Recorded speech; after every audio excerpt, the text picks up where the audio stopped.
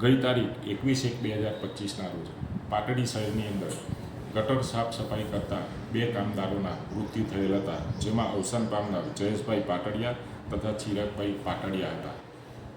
તેઓ અવસાન જતાં તેમના કુટુંબીએ પાટડી પોલીસ સ્ટેશનની અંદર એટ્રોસિટી એક્ટ તથા BNSની કલમ હેઠળ ફરિયાદ આપેલને જેની તપાસ હાલ ચાલુ છે. આ ગુનાના કામે હાલ એક આરોપી પકડાઈ ગયેલ છે, જે જ્યુડિશિયલ કસ્ટડીમાં છે, અને અન્ય 2 આરોપી પકડવાના બાકી છે, જેની તપાસ ચાલુ છે. તથા આ મેટરમાં નામદાર ગુજરાત હાઈકોર્ટની અંદર પેન્ડિંગ છે.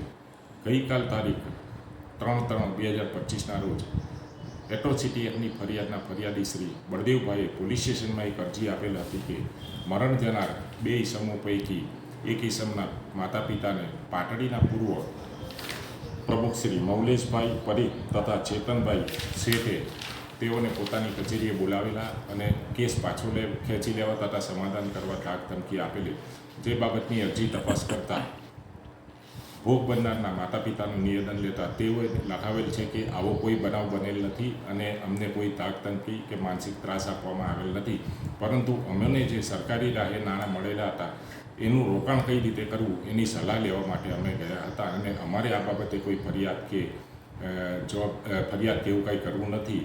અને હાલની અંદર જે બળદેવભાઈ છે, જેઓ અરજી આપેલ હતી, તેઓને હકીકતથી વાકેફ કરતા તેઓ પણ જે પાટડી પોલીસ સ્ટેશનમાં ધરણા પર બેઠેલા હતા, તેઓ પણ ધરણા પૂર્ણ કરેલ છે.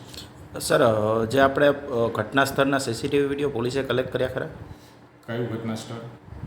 જે આપણે ફરિયાદી જે કહે છે કે અમને બોલાવવામાં આવેલ હતા નગરપાલિકાએ અને આ રીતે કીધેલ હતું. નગરપાલિકાએ જે નગરપાલિકાના પૂર્વ પ્રમુખ છે મૌલેશભાઈએ બોલાયા નહોતા, પરંતુ જે અવસાન પામનાર ઈસમ છે એના માતા પિતા તેઓને નાણાં કઈ રીતે રોકવા તે માટે ગયેલા હતા, અને આવો કોઈ બનાવ જ બનેલ નથી, જેથી CCTV ફૂટેજ લેવાનો કોઈ પ્રશ્ન નથી.